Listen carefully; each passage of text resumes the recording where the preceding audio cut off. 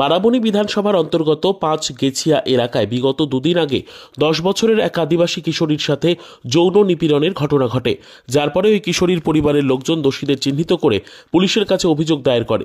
কিন্তু দুদিন পেরিয়ে গেলেও পুলিশ এখনও কাউকে আটক করেনি, যার ফলে গ্রামের সমস্ত আদিবাসী মানুষজন অভিযুক্ত ৪ আসামিকে গ্রেফতারের দাবি জানিয়ে আসানসোল উত্তর থানার সামনে অস্ত্র নিয়ে বিক্ষোভ প্রদর্শন করেন। তারা উই ওয়ান্ট জাস্টিস স্লোগান দিয়ে এবং পুলিশ প্রশাসনের বিরুদ্ধে অভিযুক্তদের ইচ্ছাকৃতভাবে রক্ষা করার অভিযোগ তোলে।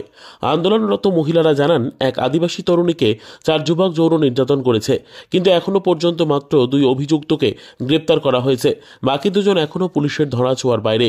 সকলকে গ্রেপ্তারের দাবিতে উত্তর থানার সামনে সকাল থেকেই আদিবাসী সম্প্রদায়ের লোকজন বিক্ষোভ দেখাতে থাকে। তারা আরও জানান, আদিবাসী সম্প্রদায়ের মানুষ নির্যাতনের শিকার হলেও পুলিশ প্রশাসন কোনোভাবে পদক্ষেপ নিচ্ছে না, যার কারণে আজ আদিবাসী সম্প্রদায়ের মানুষ নিরাপত্তাহীনতায় ভুগছে। তারা জানান, তাদের দাবি মানা না হলে তারা আরও বৃহত্তর আন্দোলনের পথে যাবেন। এটা হচ্ছে আমাদের, যেহেতু আমরা নারী জাতি, আমাদের কোনো রক্ষা নেই। এটা আমাদের রক্ষার জন্য আমরা এই অস্ত্র নিয়ে আজ বেরিয়েছি। আমাদের একটা ছোট্ট নাবালিকা ১২ বছরের মেয়ে, তাকে বলাৎকার করা হয়েছে। এখন পর্যন্ত পুলিশ প্রশাসন কোনো পদক্ষেপ নেয়নি। খুনিরা এমনি ঘুরে বেড়াচ্ছে, তাদেরকে এখনো ধরেনি। পুলিশ বলছে ধরেছি, কিন্তু তাদেরকে ধরা হয়নি। এখনো আমাদের ২৪ ঘন্টা দিয়েছিল সময়, এখনো ধরেনি তাদেরকে। পুলিশরা হয়তো কোনো পয়সা পেয়েছে, সেই কারণে কোনো পদক্ষেপ আমরা পাচ্ছি না। বাধ্য হয়ে আজ আমাদের রাস্তায় অস্ত্র নিয়ে বসতে হয়েছে। আমার নাম আদরি টুডু। ইজ্জত নিয়ে খেলা হয়, সেখানে কোনো পরিবার চুপ করে থাকবে না। একটা 10 বছরের মেয়ে, ওর সঙ্গে রেপ করা হয়েছিল, লেকিন আমাদেরকে ন্যায় চাই। কেন এমনি কথাই হচ্ছে, এগুলা কি ভালো? পুলিশে দুদিনে কাজ কিছু করলো না, বলছে দুজনে অ্যারেস্ট করা হয়েছে, লেকিন অ্যারেস্ট করা হয়েছে এগুলো আমরা জানি না। এবারে আমাদেরকে সির্ফ ন্যায় চাই, 4 জনকে ধরা, ওদের জেল, বাস, ওইটাই আমাদের কথা হচ্ছে। তার জন্য এসেছি, কিছু না, আমাদের গরিব লোক, আমরা কিছু করতে পারি না। ওরা না হয় পয়সাওয়ালা লোক, লেকিন ওরা কিছু করতে পারে। যদি ঘোষ দিয়ে যায় তো আমরা কি করবো? আমরা তো কিছু পারবো না। তার জন্য আমরা এসেছি। কেননা 3 দিন হয়ে গেল, ছেলেটা হসপিটালে আছে, এখন পর্যন্ত ঘর ওকে আনা হয় নাই, ওর কিছু হয় নাই, অত কিছু হয় নাই। তা ওদের সারাদিন বাস, কেন আমাদেরকে ন্যায় চাই, কিছু না, আমাদেরকে ন্যায় চাই। 4 জনকে ফাঁসি চাই, কেননা এই গানা যাতে না হয়, আর না হয়, গোটা হয় না। হয়েছিল, আমার মেয়ে ছাগল আনতে গিয়েছিল, দিয়ে 4 জন ছেলে ওরা মাঠে বসে মদ খাচ্ছিল, দিয়ে ওরা আমার মেয়ের ওপরে অত্যাচার করেছে, ছেড়খানি করেছে। আমার ওইটা ইচ্ছা আছে কি ওদের 20 থেকে 20 সাজা দেওয়া হবে, কি দেওয়া যায় ওদেরকে। আমার মেয়ের নাম হলো আমার ঘরের মেয়ে, আমাদের মেয়ে। কিন্তু আপনি কমপ্লেন করেছেন? হ্যাঁ, আমি কমপ্লেন করেছি।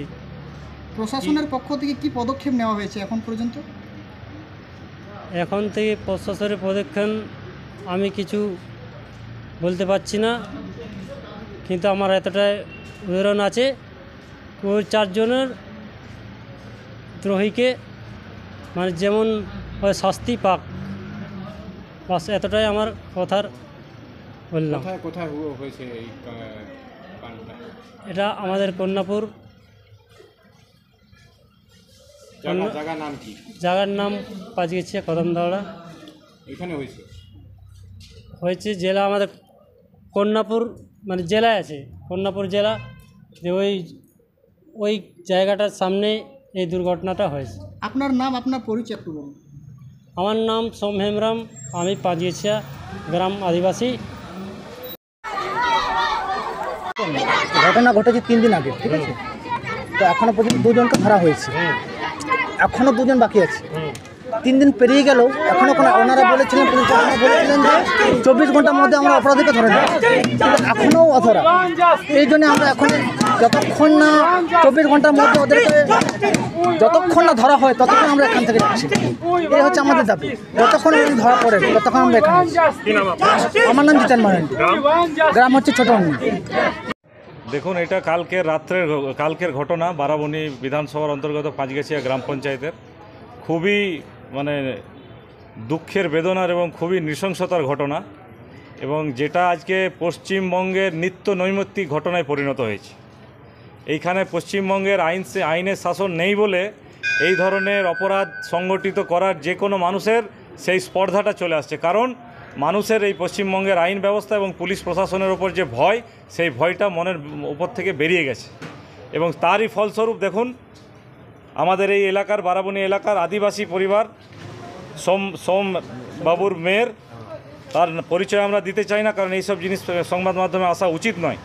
কিন্তু এই বেছে বেছে শুধু আদিবাসী পরিবারগুলোর উপর এইভাবে অত্যাচার হচ্ছে। আমি কিছুদিন আগে আপনারা লক্ষ্য করেছেন, ওই একইভাবে আমাদের এলাকার আদিবাসী পরিবারের গাদাপাথর বলে একটা আদিবাসী পাড়া আছে, সেখানেও একটা স্বামী স্ত্রীকে অ্যাক্সিডেন্ট করে বেপরোয়া মেরে দিয়ে চলে গেল। আদিবাসী পরিবারের স্বামী স্ত্রী, তার দুটো বাচ্চা ছোট ছোট। আবার দেখুন এই ঘটনা, মানে নিন্দার কোনো ভাষা নেই। এবং ওই যা হয়, ঘটনাকে ধামাচাপা দিতে তড়িঘড়ি পুলিশ প্রশাসন নিজেদের মান ইজ্জতকে বাঁচাতে ওই একজনকে আইওয়াশ করে ধরেছে। কিন্তু এটা যেভাবে আমাদের বাচ্চা মেয়েটি আঘাত পেয়েছে বা ইনজিওর্ড আছে, সেটা পরিষ্কার জলের মতো যে এটা একজনের ঘটনা নয়, এর পেছনে অনেকগুলো ছেলে আছে। শুধু ওই একজনকে আইওয়াশ করে অ্যারেস্ট করে পুলিশ প্রশাসন নিজের স্বচ্ছ ইমেজটা বজায় রাখার চেষ্টা করছেন, এটা কিন্তু আমরা ছেড়ে কথা বলবো না। স্যার, মেয়েটা এখন কীরকম অবস্থায় আছে? ক্রিটিক্যাল পজিশনে আছে। তার তাদের অবস্থা দেখছেন না, তারা মানসিকভাবে বিপর্যস্ত, তার বাবা মা সমস্ত পরিবারের সবাই বিপর্যস্ত। এরকম ঘটনা হলে স্বাভাবিক আছে। আর এটা তো কোনো একজনের ব্যাপার নয়। যদি এই আইনের শাসন এইভাবে দিনের পর দিন ভাঙতে থাকে, আইন শৃঙ্খলা এইভাবে অবনতি হতে থাকে, তাহলে আজকে ওরও হয়েছে, কাল প্রত্যেকটা পরিবারের হবে। এবং আমরা তো সকাল থেকে টিভি খুললে তো আমরা 10টা নিউজ তো আমরা পাচ্ছি যে বিভিন্ন এলাকায় এইভাবে মেয়েরা ধর্ষিতা হচ্ছে, গণধর্ষণের শিকার হচ্ছে।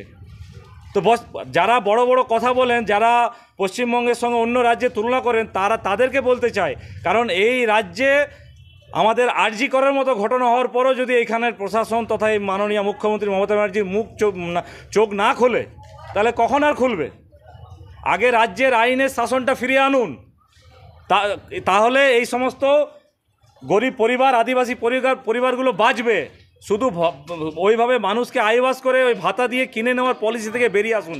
মানুষকে সুরক্ষা দিন, গ্রাম বাংলার মানুষের মা বোনেদের ইজ্জতটাকে বাঁচান, এটাই আমাদের মূল উদ্দেশ্য। এবং এই ঘটনা প্রশাসনকে পরিষ্কার বলতে চাই, আদিবাসী পরিবার মূর্খ পরিবার বলে আপনারা ভাববেন না যে ওদের পাশে দাঁড়ানোর কেউ নেই।